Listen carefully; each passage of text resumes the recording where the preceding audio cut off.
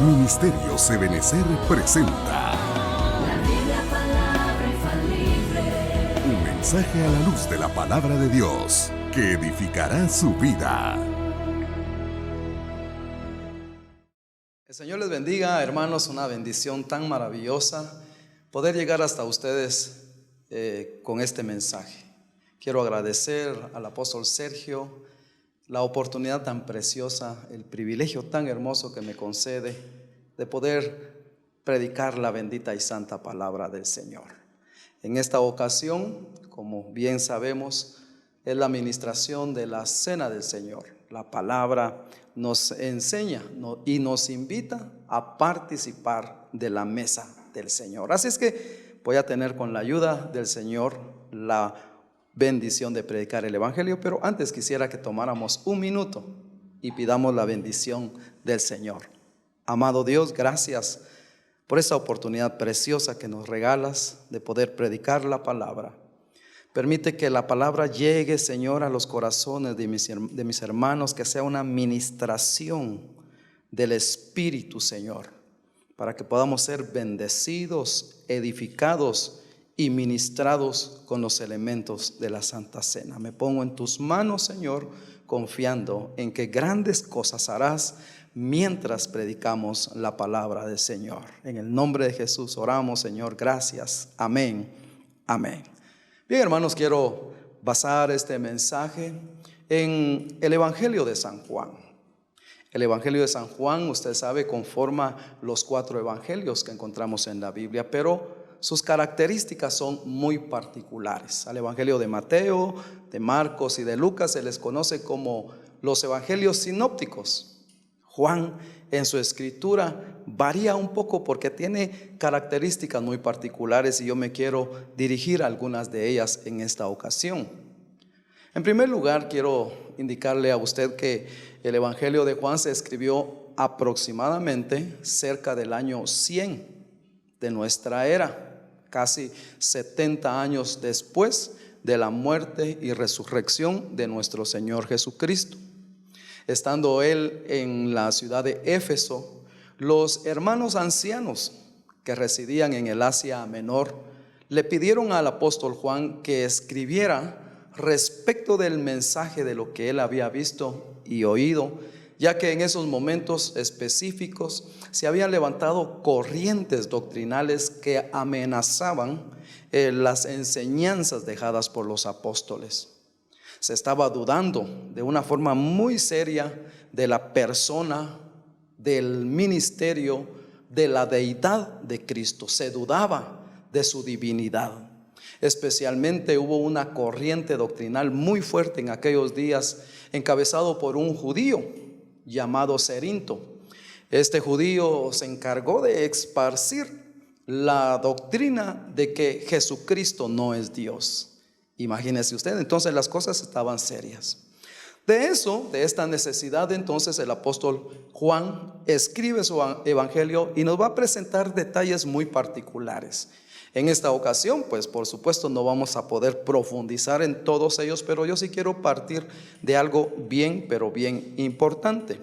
Para ir poniéndole pie de imprenta a esto, quiero leer los versículos que encontramos en San Juan capítulo 20, versos 30 y 31, que dicen: hizo además Jesús muchas otras señales en presencia de sus discípulos, las cuales no están escritas en este libro, pero estas, dice, se han escrito para que creáis que Jesús es el Cristo, el Hijo de Dios, y para que creyendo tengáis vida en su nombre. Como usted puede darse cuenta, entonces, los primeros aspectos que quiero empezar a señalar es que el apóstol Juan en su escrito no utiliza la palabra milagros, utiliza la palabra señales. Y esto es bien importante, ¿verdad? Porque eran aquellas cuestiones que venían a confirmar precisamente la divinidad del Señor Jesucristo. Juan, el apóstol, quiere presentar a Jesucristo en su divinidad, quiere indicar, enseñar que Jesús es Dios. Amén. Y nosotros lo creemos. Pero entonces, dentro de las cosas que él escribe, pone acá que estas señales se han escrito, ¿verdad? Para testimonio, para que creáis, dice acá el verso 31, que Jesús es el Cristo, y para que creyendo tengáis vida en su nombre. Esta palabra creyendo, algunos eruditos que han estudiado pues la letra, nos indican que puede tener dos vertientes. Acá tenemos, por ejemplo, que puede leerse con un verbo subjuntivo aoristo, y que se debería de leer que ustedes comiencen a creer. Algunos otros eruditos indican que este verbo debería de leerse en un presente subjuntivo, por lo que debería de leerse que ustedes sigan creyendo. Cualquiera de las dos situaciones es pertinente y es válida. Si leemos para que crean, entonces sabemos que el escrito está dirigido a inconversos, a personas que todavía no han aceptado a Cristo, y que el apóstol Juan escribe para que crean que Jesucristo es el Hijo de Dios, y para que creyendo en Él tengan vida en su nombre. Gloria a Dios, es pertinente. Pero también es pertinente la otra versión, que si los hermanos, los creyentes, que ya empezamos a confiar en el Señor, continuemos creyendo en Él. Es decir, se nos presenta el desafío en el Evangelio de Juan a continuar en nuestro proceso de desarrollo y de crecimiento. Y esto es importante entonces, porque tenemos la invitación, amados hermanos, de continuar evolucionando con la ayuda y la bendición del Señor. Pero también hay otros detalles importantes en el Evangelio de Juan. Por ejemplo, en el capítulo 21, versos del 7 en adelante, leemos: entonces aquel discípulo a quien Jesús amaba dijo a Pedro: es el Señor. Simón Pedro, cuando oyó que era el Señor, se ciñó la ropa, porque se había despojado de ella, y se echó al mar. Y los otros discípulos vinieron cerca con la barca, arrastrando la red de peces, pues no distaban de tierra sino como 200 codos. Al descender a tierra, vieron brasas puestas y un pez encima de ellas y pan. Jesús les dijo: traed de los peces que acabáis de pescar. Subió Simón Pedro y sacó la red a tierra, llena de grandes peces, 153, y aún siendo tantos, la red no se rompió. Recordemos entonces, por favor, amados hermanos, que el interés de este evangelio es presentar a Jesucristo como Hijo de Dios, como Dios mismo. Ahora, ¿por qué estoy leyendo esto? Estoy leyendo esto porque aquí hay detalles que nos imprime el apóstol Juan cuando escribe. Vea usted este milagro. Después de resucitado el Señor Jesucristo, bueno, los discípulos decidieron ir a la pesca. Y no habían pescado absolutamente nada durante toda la noche. Usted puede imaginarse, amado hermano, si usted tiene alguna experiencia en pesca, puede imaginarse toda la noche sin pescar absolutamente nada. Eso es frustrante. Y acordémonos que ellos, su profesión era pescadores. Antes de seguir a Cristo, su profesión era de pescadores. Con aquella experiencia, ellos toda aquella noche no habían pescado absolutamente nada. Era frustrante.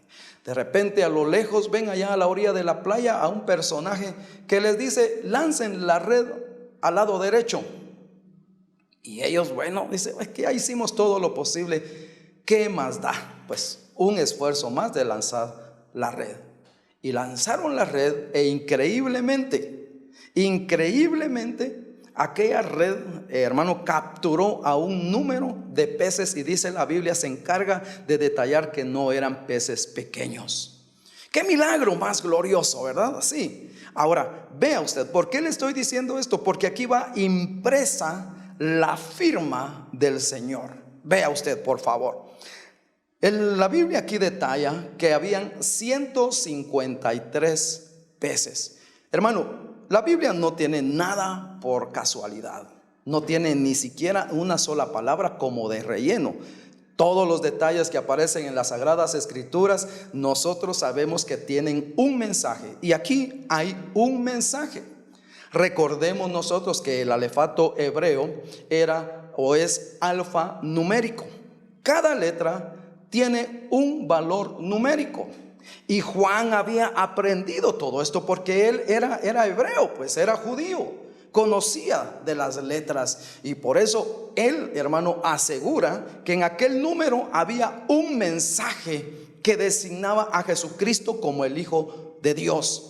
Por ejemplo, en el libro de Apocalipsis hemos leído nosotros que dice él, y el número de aquella bestia era un número de hombre, y su número es 666.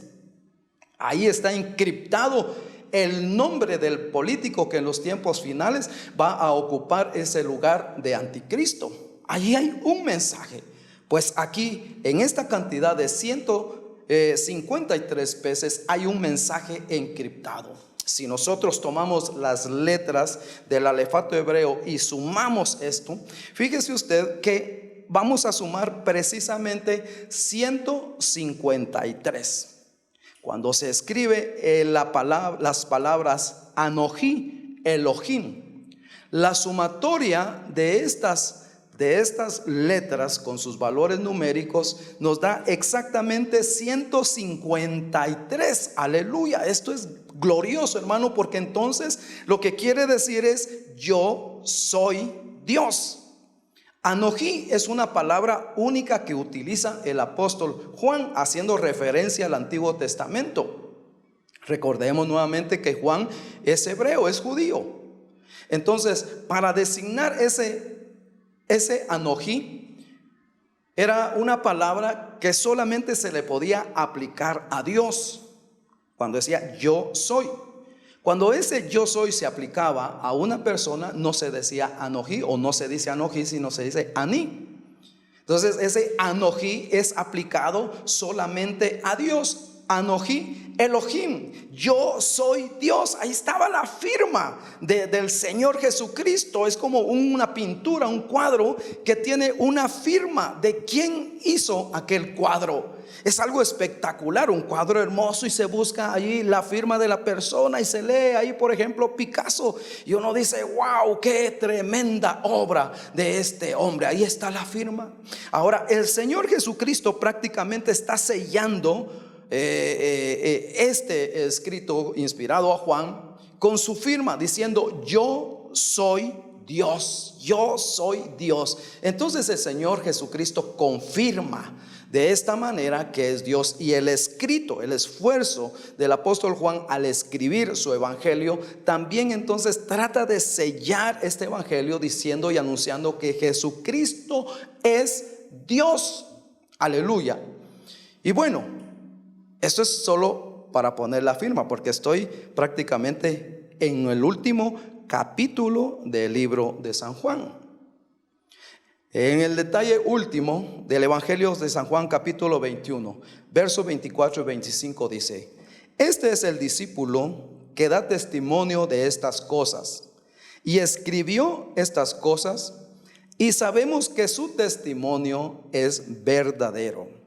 Y hay también otras muchas cosas, oiga, que hizo Jesús, las cuales si se escribieran una por una, pienso que ni aún en el mundo cabrían los libros que se habrían de escribir. Amén. Y ahí termina el Evangelio de San Juan. Pero cuando él dice hay muchas otras cosas, se dice hay muchas otras señales que hizo Jesucristo.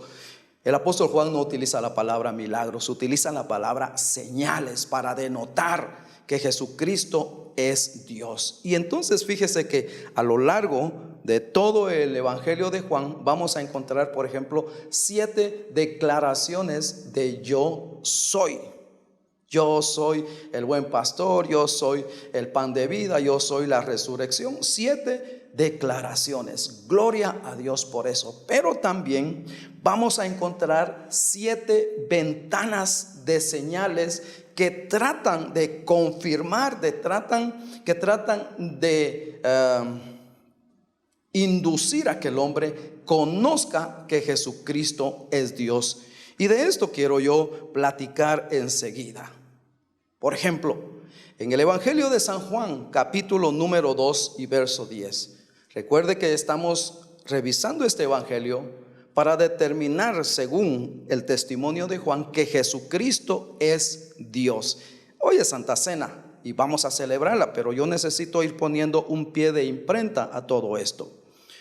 Estas ventanas nos muestran el señorío y la divinidad del Señor Jesucristo. En el capítulo 2, versos 10 y 11, yo aquí solamente pongo algunos versículos, pero usted ahí en casita puede leer el contexto anterior y posterior para tomarse una mejor idea de lo que es lo que el apóstol Juan quiere denotar del Señor Jesucristo. Dice la Biblia: y le dijo: todo hombre sirve primero el buen vino, y cuando ya han bebido mucho, entonces el inferior. Mas tú has reservado el buen vino hasta ahora. Este principio de señales, oiga, señales, según la versión Reina Valera del año 60, hizo Jesús en Caná de Galilea y manifestó su gloria, y sus discípulos creyeron en él. Esta ventana nos presenta al Señor Jesús como el Señor de la calidad. Fíjese usted que en este evento había sido invitado Jesús y sus discípulos a una boda, pero en medio de aquella boda, en medio de la festividad, se terminó el vino. Y viene la madre de Jesús y le dice: mi hijo, se terminó el vino, haz algo por ellos. Y el Señor Jesucristo dice: todavía no es mi tiempo, mujer.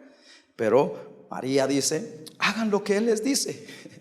Y Jesús les dijo: llenen esas tinajas de agua. Muy bien, todos estos sirvientes estaban conscientes de que habían echado agua en aquellas tinajas.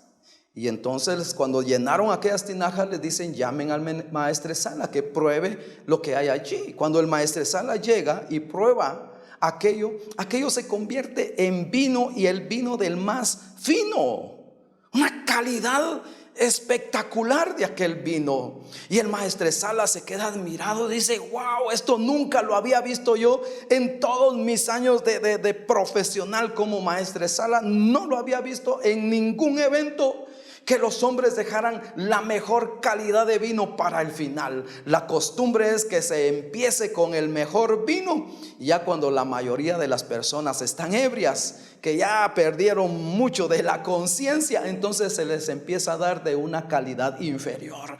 Pero tú le dices al Señor de la fiesta: tú has hecho distinto, qué excelente, muy buena idea, ¿cómo se te ocurrió eso? Sin saber que había asistido el Señor Jesucristo a aquel evento. El Señor de la calidad había asistido a aquel evento, gloria a Dios, y poniendo su firma de que para Él no hay nada imposible, de que Él es poderoso en cambiar las cosas, en cambiar el agua y transformarla en vino. Y esto solamente, hermano, es una parte de la firma gloriosa del Señor Jesucristo. Él es el Señor de la calidad. Él puede convertir tus aguas en vino. Él puede transformar tu tristeza en gozo. Él puede transformar tu pobreza en riqueza. Él puede cambiar el espíritu de tristeza por espíritu de alegría, porque Jesucristo,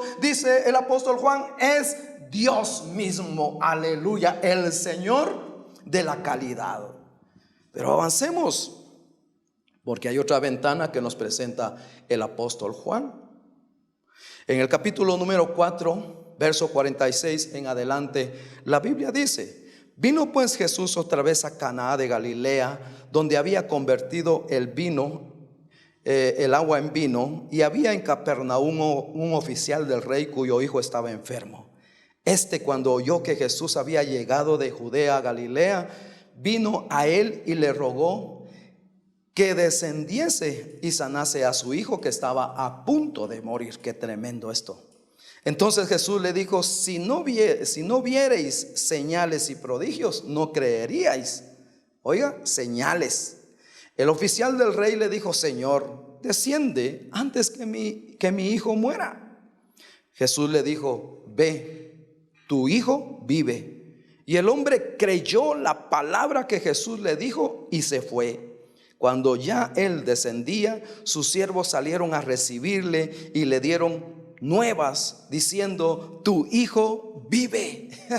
Gloria a Dios por eso, hermano. Mire, aquí encontramos al Señor del espacio, al Señor que es Dios mismo, el Señor Jesucristo que es Dios. No hay distancias, no hay fronteras. El Señor solo con decir la palabra hágase, se hace en cualquier parte del mundo. Y no solo en cualquier parte del mundo, en cualquier parte del universo, porque Jesús es Dios. Aleluya. Para Él no hay nada imposible. Aquel hombre desesperado porque su hijo estaba muy enfermo, a punto de morir, se acerca a Él y le ruega que vaya.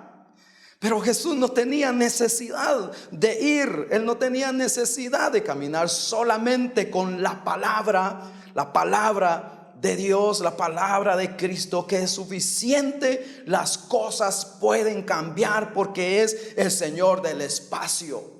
Jesucristo es Dios, el Señor del espacio.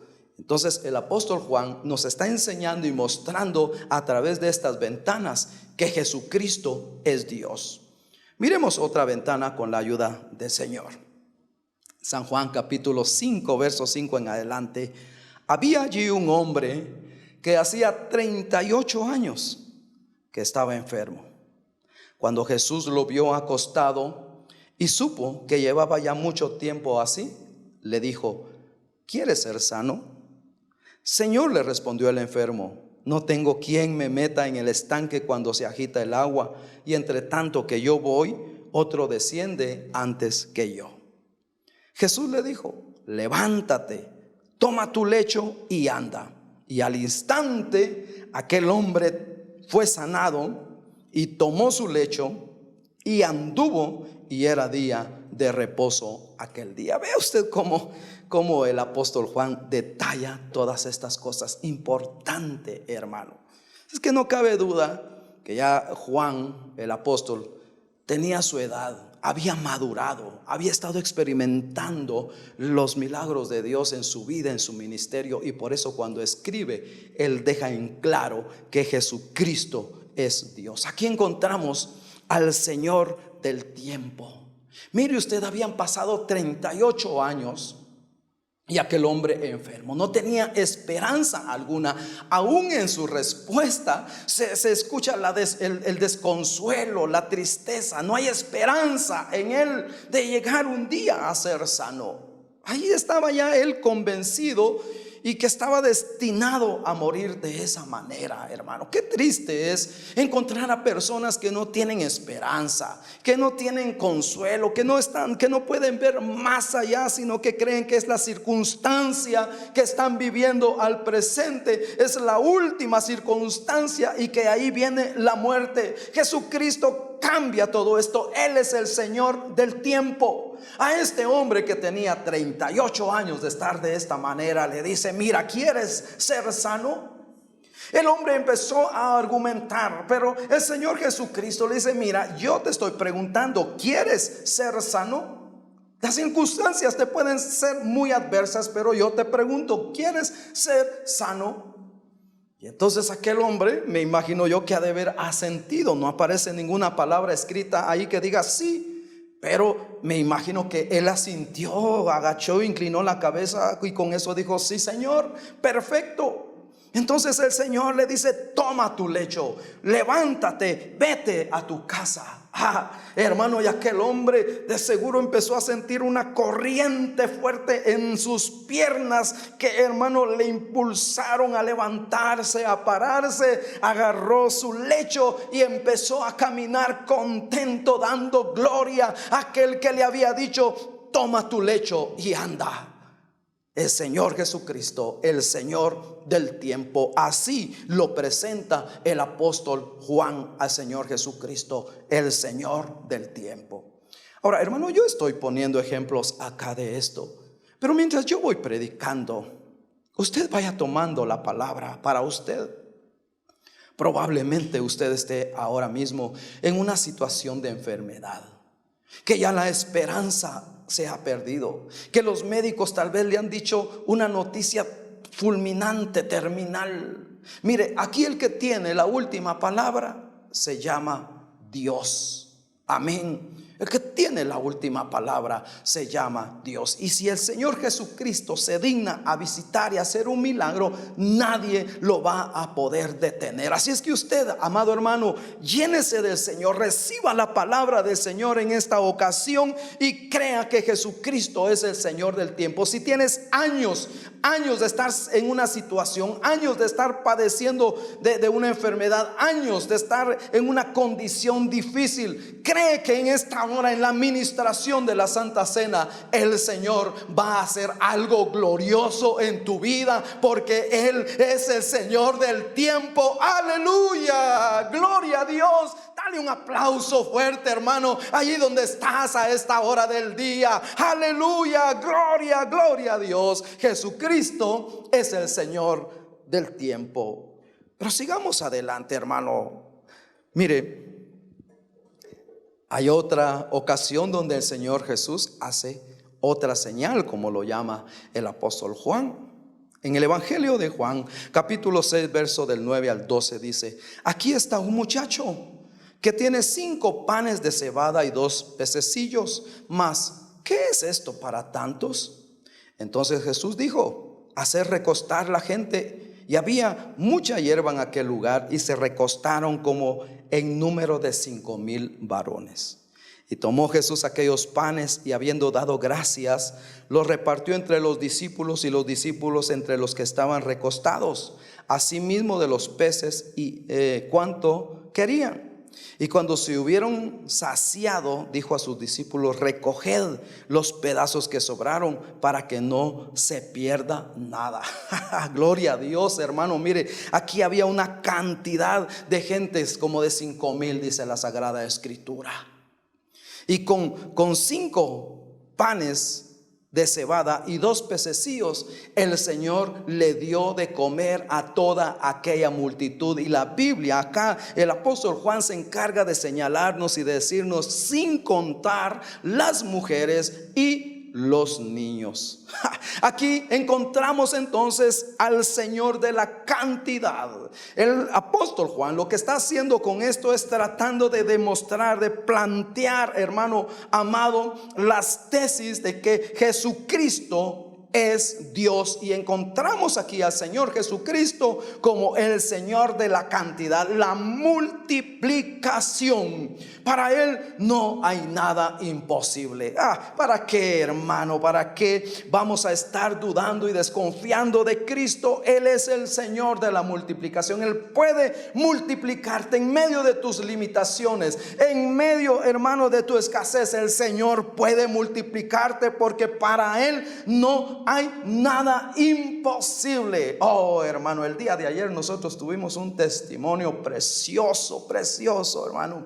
En algún momento se lo vamos a contar, hermano, pero nos dimos cuenta que el Señor está en el asunto y que Él multiplica lo poco por mucho. Aquí en esta ciudad hemos estado viendo la mano poderosa del Señor desde 11 años atrás que fuimos enviados a este lugar. Gloria a Dios por eso. Tenemos entonces a Jesucristo, el Señor de la cantidad. Pero también en este mismo capítulo de Juan, versos 17 al 20, leemos: y entrando en una barca, iban cruzando el mar hacia Capernaum. Estaba ya oscuro y Jesús no había venido a ellos. Y se levantaba el mar con un gran viento que soplaba. Cuando habían remado como 25 o 30 estadios, vieron a Jesús que andaba sobre el mar y se acercaba a la barca, y tuvieron miedo. Mas Él les dijo: yo soy, no temáis. Mire, aquí tenemos al Señor de la creación. Él domina la creación le obedece, la creación se sujeta a la voz de Jesucristo. ¿Por qué razón? Porque Él es Dios, aleluya. Jesucristo es Dios. Se nos presenta como el Dios de la creación, al que con una palabra los vientos le obedecen, las olas del mar, las tempestuosas aguas de los mares se sujetan, porque Él es Dios, el Señor de la creación. Gloria a Dios. Por eso, mire, a estas alturas mi corazón vibra de alegría y de gratitud, porque este glorioso Dios, Cristo Jesús, mora en nuestro corazón. Aleluya. Pero tenemos algo más. En el capítulo 9, verso 1 en adelante leemos: al pasar Jesús vio a un hombre ciego de nacimiento, y le preguntaron sus discípulos diciendo: Rabí, ¿quién pecó, este o sus padres, para que haya nacido ciego? Respondió Jesús: no es que pecó este ni sus padres, sino para que las obras de Dios se manifiesten en él. Sí, gloria a Dios por eso. Mire, aquí encontramos a un hombre, dice la Biblia, ciego de nacimiento, que tenía muchos años también ya, hermano, ya era un hombre. Y toda la gente del pueblo conocía a este hombre. Pero este hombre, hermano, tenía algo particular. Cuando la Biblia nos dice que era un hombre ciego de nacimiento, quiere destacar acá que solamente tenía las cuencas de los ojos, no tenía los ojos mismos, solamente las cuencas.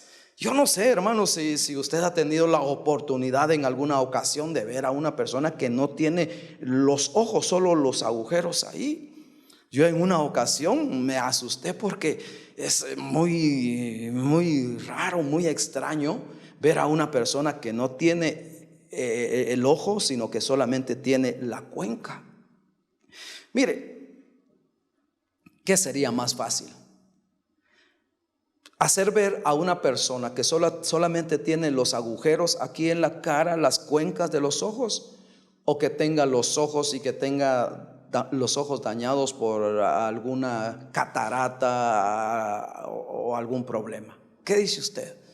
Bueno, lo más fácil es que tenga los ojos y se dice, bueno, pues se opera y ya. Pero este hombre no tenía ni siquiera los ojos, y eso fue la admiración de los discípulos, que cuando lo vieron dijeron: ¡qué barbaridad! ¿Cómo está este hombre cómo se mira de mal, solo verle los agujeros ahí, no tiene ojos? Y entonces la pregunta que le lanzan es: Señor, mira, qué caso más difícil, qué caso más triste. ¿Quién pecó, Señor? Porque aquí algo debe de haber pasado, dijeron ellos, ¿verdad? Y entonces, hermano, preguntaron a Jesús: ¿quién había pecado, si él o los padres? Mire cómo es el ser humano, hermano. Pero bendito sea Dios, porque el Señor Jesucristo contesta, le dice: ni este ni sus padres, sino que esto se está dando para que las obras de Dios se manifiesten en él, para que el nombre de Dios se glorifique en él, dice otra versión, hermano. E inmediatamente lo llama, hermano, mire, escupe en la tierra, forma lodo, y con ese lodo le llena la cavidad de los ojos y lo envía a lavarse a Siloé, al otro lado de la ciudad. Y ahí va aquel hombre, hermano, seguro, ¿verdad?, con su bastón a tiendas, pero en obediencia a aquel que le dijo: ve y lávate. Cuando aquel hombre llega al estanque y se lava, inmediatamente empieza a ver, gloria a Dios. ¿Por qué? Porque el Señor de la gloria lo había visitado. Él había hecho un milagro en su vida, hermano, y aquel hombre regresa cantando, contento, viendo, hermano, yo puedo imaginarme la alegría de aquel hombre al regresar viendo. Pero la Biblia aquí, mire, el apóstol Juan se encarga de detallarnos y decirnos que aquel día era un día de reposo. Inmediatamente los legalistas le cayeron y le dijeron: ¿qué son esos gritos? ¿Qué son esos saltos? Es día de reposo y no se te permite gritar. Es día de reposo y no se te permite brincar. Es día de reposo y no se te permite danzar. ¿Qué es eso de estar rompiendo las reglas de la ley? Y aquel hombre dice: es que no puedo callar la alegría que hay en mí. Yo no veía y ahora veo. Pues está mal. ¿Quién te hizo eso?, le dicen. Y él dice: pues no sé, aquel que me dijo ve a lavarte, yo fui y regresé y no sé quién es. Pero el Señor lo encuentra más adelante aparte y le dice: mira, ¿estás contento porque ahora ves? Sí, Señor, claro que estoy contento. Y entonces le dice: ¿quién te sanó? Pues no sé, Señor. Y le dice: yo, el Señor de la gloria. Aquel hombre, hermano, gozoso, vio la gloria de Dios de verdad, porque conoció a Jesucristo, el Hijo de Dios. Jesucristo es Dios, dice el apóstol Juan. Oye, hermano, mire, por favor, a estas alturas, nosotros también podemos ver más de la gloria de Dios. Por eso dice el apóstol Juan, ¿verdad? Para que creyendo, para que caminando, yendo, para que mientras caminamos estemos viendo. Este es un gerundio: viendo, creyendo, viendo la gloria de Dios. Usted y yo podemos continuar en nuestro caminar cristiano viendo la gloria de Dios, viendo los milagros de Dios en nuestra vida y en los nuestros, hermanos. Así es el Señor Jesucristo, dice el apóstol Juan. Él es el Señor de la gloria. Qué interesante. Pero hay algo más. En este mismo evangelio, capítulo 11, verso 38 en adelante, Jesús, dice aquí la Biblia, profundamente conmovido otra vez, vino al sepulcro. Era una cueva y tenía una piedra puesta encima. Dijo Jesús: quitad la piedra.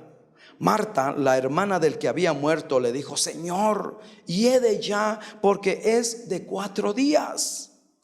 Jesús le dijo: ¿no te he dicho que si crees verás la gloria de Dios? Entonces quitaron la piedra de donde había sido puesto el muerto, y Jesús, alzando los ojos a lo alto, dijo: Padre, gracias te doy por haberme oído.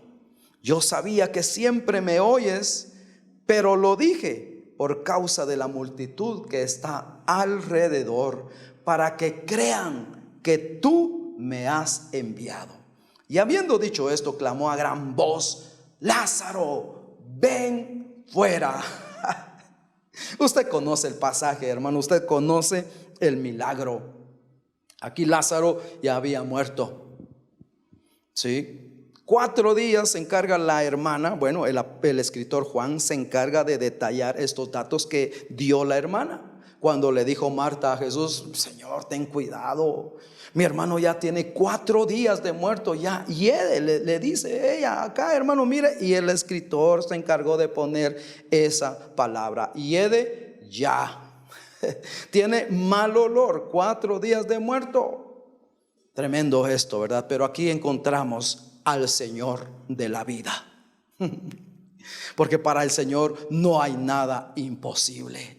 Él puede levantar aún de la misma tumba a alguien, hermano. Aquí lo vemos obrando en la vida de Lázaro. Le dice: Lázaro, ven fuera, con aquella autoridad. ¿Por qué? Porque Jesús, amado hermano, es Dios, el Cristo de la gloria, a quien usted recibió en su corazón un día. Es Dios mismo. Amén. Gloria a Dios. Pero también tenemos algo más. Fíjese usted que tenemos aquí al Señor de la vida, y tenemos también acá otra declaración que el Señor Jesucristo hace. Tremendo. Aquí yo estoy gozoso, hermano, porque llegamos al evangelio de Juan, capítulo 10, el verso 17 y 18. Y aquí quiero ir ya, hermano, compresionando, porque ya con todo esto el apóstol Juan se encargó de decirnos: mira, cree en el Señor Jesucristo, porque Él es Dios. Ahora viene el Señor Jesucristo en estos versículos y dice: por eso me ama el Padre, porque yo pongo mi vida para volverla a tomar. Verso 18, oiga: nadie me la quita, sino que yo de mí mismo la pongo. Tengo, dice la versión Reina Valera, tengo poder para ponerla y tengo poder para volverla a tomar. Este mandamiento recibí de mi Padre. Me gusta esta versión, pero también me gusta la versión de las Américas. Dice en el verso 18, nadie me la quita, sino que yo la doy de mi propia voluntad. Tengo autoridad, dice acá en esta versión. Tengo autoridad para darla y tengo autoridad para tomarla de nuevo.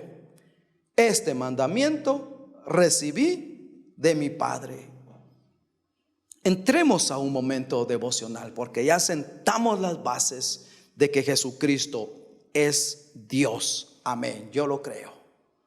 Pero ahora Jesucristo, aún siendo Dios mismo, nos va a mostrar algo importante. En estos versos que leímos, el pasaje que Juan escribe nos indica que Jesús ve toda su vida como un acto de obediencia a Dios. Sí, Jesucristo ve todo esto como un acto de obediencia a Dios. Es importante que nosotros veamos esto. Había de cumplir, el Señor Jesucristo había de cumplir una tarea para la cual lo había enviado el Padre. ¿Y sabe qué? Él estaba dispuesto a llevarla a cabo, aunque sabía que le costaría. Sí, no era tarea fácil obedecer al Padre en esta situación. Pero su relación única y exclusiva con el Padre, hermano, la llevaría a cabo en cuanto a la obediencia. Y aquí la Sagrada Escritura nos habla y nos dice, hermano, que solamente podemos ver esta relación de padre a hijo en la obediencia. Interesante. El Señor Jesucristo ahora nos muestra esa relación, esa filiación divina, solamente que podía basarse en la obediencia. Y dice la Biblia, por cuanto obedeció, ¿verdad? Por lo que sufrió, aprendió obediencia, y por esa obediencia el Padre le exaltó hasta lo sumo. Aún siendo Jesucristo Dios, nos muestra lo importante que es la obediencia. Pero hay un último detalle aquí. El apóstol Juan se encarga de decirnos que Jesús veía siempre la cruz y la gloria como inseparables. Jesucristo veía la cruz y la gloria como inseparables. Fíjese que él no dudó jamás, no dudó nunca de que tenía que morir. Él en ningún momento del ministerio manifiesta que dudaba en morir. Sabía a qué había venido a esta tierra, el mandato del Padre de morir. Pero también, fíjese usted, tampoco dudó nunca de que iba a resucitar. Él no dudó de que debía de morir, pero tampoco dudó jamás del Padre de que lo iba a resucitar. La razón de esto era precisamente su confianza plena en su Padre celestial. Estaba seguro de que su Padre jamás le abandonaría. Él estaba seguro de que la vida se basaba en el hecho de que todas las cosas valen la pena por un precio. Jesucristo debía de pagar el precio, y como se nos dice más adelante, fíjese en el libro a los Hebreos, se nos dice que Jesucristo vio el premio y el galardón que le esperaba más adelante, y por lo tanto debía de pagar un precio. Dice Hebreos 12:1: por tanto nosotros también, teniendo en derredor nuestro tan grande nube de testigos, despojémonos de todo peso y del pecado que nos asedia, y corramos con paciencia la carrera que tenemos por delante, puesto los ojos en Jesús, el autor y consumador de la fe. Oiga, el cual por el gozo puesto delante de él, sufrió la cruz, menospreciando el oprobio, y se sentó a la diestra del trono de Dios. Considerad a aquel que sufrió tal contradicción de pecadores contra sí mismo, oiga, para que vuestro ánimo no se canse hasta desmayar. Jesucristo sabía que las cosas importantes tienen un valor, un precio que pagar. Si alguien quiere ser un buen profesional, ¿sabe qué? Tiene que pagar un precio: estudiar fuerte. Si alguien quiere ser un buen deportista, ¿sabe qué? Tiene que entrenar duro y adquirir una buena disciplina. Si alguien quiere ser, por ejemplo, un buen comerciante, ¿qué tiene que hacer? Bueno, esforzarse, conocer acerca del mercado, levantarse temprano, hermano, esforzarse por hacer bien las cosas. Si alguien quiere ser un buen artista, un buen pintor, ¿qué tiene que hacer? Tiene que aprender las habilidades y las técnicas de la pintura. Todo aquello que es bueno requiere un esfuerzo y hay que pagar un precio. Ahora, Jesucristo, el Hijo de Dios, siendo Dios mismo, como ya vimos, ahora Él sabe que aún siendo Dios, Él tiene un propósito por el cual vino a la tierra, y sabe que vale la pena llegar hasta el Calvario, entregar su vida, derramar su sangre, morir, para llevar a muchos hijos a la gloria, de los cuales es usted y yo. Bendito sea el nombre del Señor. Dice el libro de Filipenses: quien no escatimó el ser igual a Dios, se humilló hasta lo sumo, haciéndose obediente hasta la muerte, y muerte de cruz. Jesucristo derramó su sangre en la cruz del Calvario, hermanos, para darnos a nosotros esos privilegios hermosos.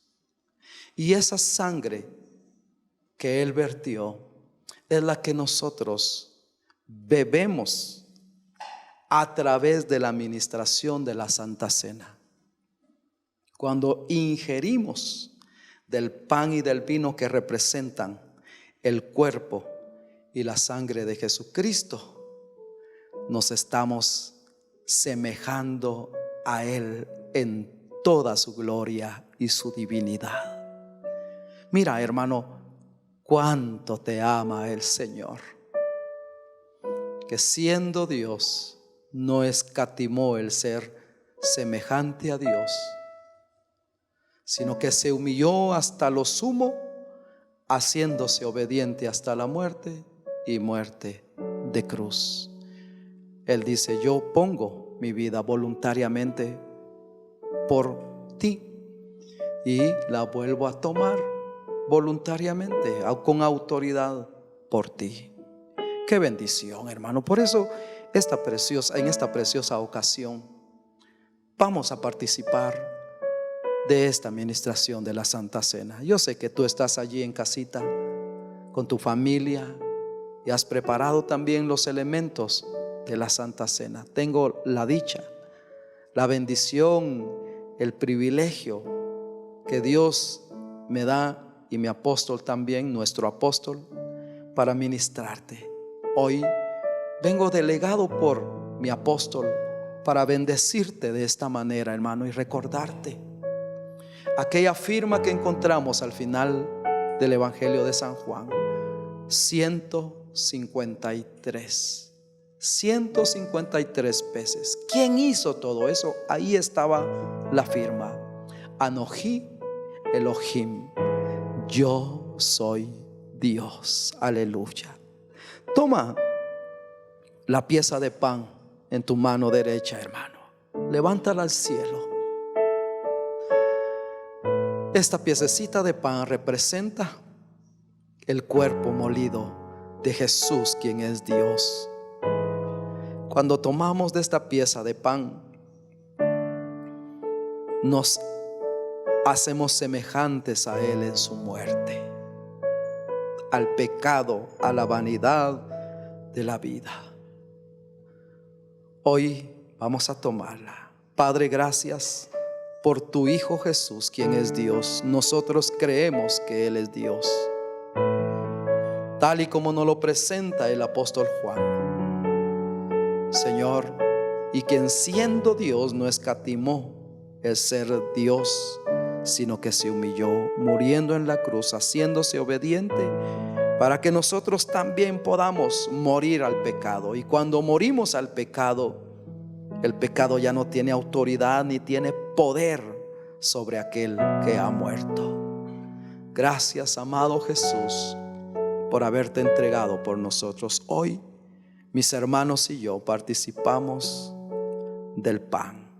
En el nombre de Jesús, comamos juntos del pan, hermanos.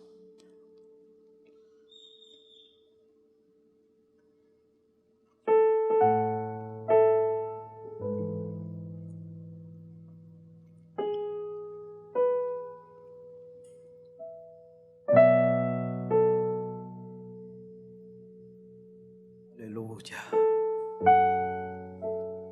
Oh, gloria a tu nombre, Señor Jesús. Toma en tu mano derecha la copa, hermano. Qué bendición. Hay algo maravilloso que está pasando en este momento. El Señor de la calidad te visita. El Señor de la cantidad te visita. El Señor del tiempo te visita. Aleluya. El Señor de la eternidad te visita. El Señor del espacio te visita en esta hora. No temas, dice el Señor, sigue adelante, porque yo estoy contigo. Eso que has estado atravesando no es nada comparable al poder y al plan maravilloso que tengo para tu vida. Levanta la copa de vino en tu mano derecha, con tu mano derecha. Sabes que en este momento ocurren milagros. Este vino representa la sangre de Jesús y vamos a beberlo para que esa naturaleza divina de Jesús, que es Dios, entre una vez más a nosotros y nos asemejemos a Él. Gracias, Señor Jesús, por esta bendición, por tu sangre que derramaste, quien siendo Dios no escatimaste humillarte por nosotros, morir en la cruz y derramar tu sangre. Pero esa sangre no se perdió, Señor. Aquí nosotros la estamos aprovechando. Como dicen los médicos, si el plasma de aquellos que les ha dado coronavirus es ahora útil para usarlo como antibiótico, cuanto más la sangre de Jesucristo, tu Hijo amado. Qué mejor antibiótico, qué mejor vida la que podemos recibir a través de esta administración. En el nombre de Jesús tomamos la copa, Señor, que representa tu sangre, y tomamos vida, que sean echadas fuera, Señor, las enfermedades en el nombre de Jesús. Aquellas familias que están atravesando momentos difíciles, Padre, reciban la administración del Espíritu en esta hora, en el nombre de Jesús. Hermano, con fe en el Señor Jesucristo, toma con fe la copa. Tomemos con fe la copa. Jesús es Dios.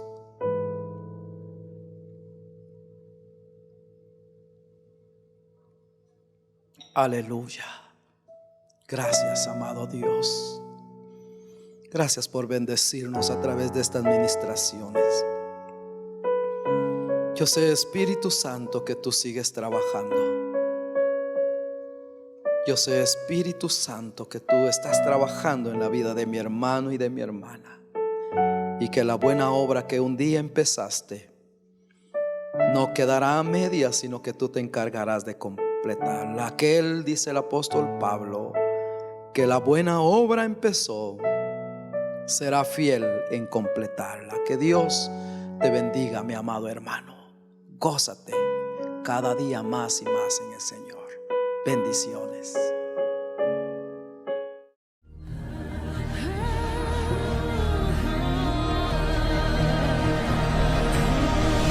Mas a vosotros los que teméis, mi nombre nacerá, el sol de justicia y en sus alas. Ministerios Ebenecer presentó La Biblia, palabra infalible. Esperamos que este mensaje haya sido de bendición para su vida. Visítenos en www.ebenecer.org.gt.